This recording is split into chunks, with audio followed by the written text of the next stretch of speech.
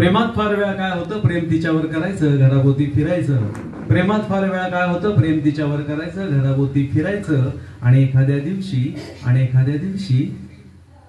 तिच्याच लग्नात पोटभर जेवायचं.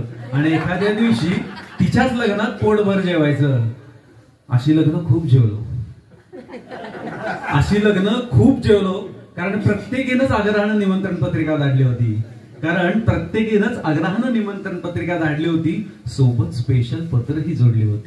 सोबत स्पेशल पत्रही जोडली होती. त्यात तिचं पुन्हा आग्रहाचं निमंत्रण असायचं. लग्नाला नाही आलास तर प्रेमच नव्हतं समजेल. असं लग्न ठरल्यावर पण तिनंच म्हणायचं.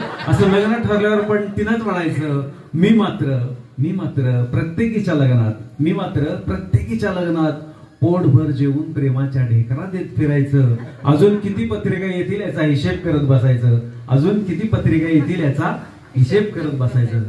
अशी लग्न जेवता जेवता दिवस असेच निघून गेले. आणि एके दिवशी तिच्या डोहाळ जेवणाचेच आमंत्रण आले. आधी मध्ये कधी भेटलीस तर म्हणते प्रिय करा.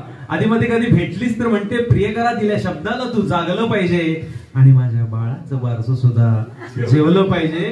बाळाचं बारसं सुद्धा जेवलं पाहिजे. प्रेमात फार वेळा असंच होतं.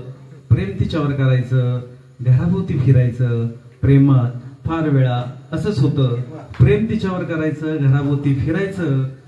आणि एखाद्या दिवशी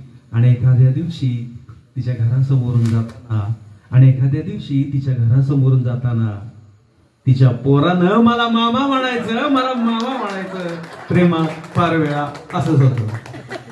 माझ्या भावपूर्ण कवितेला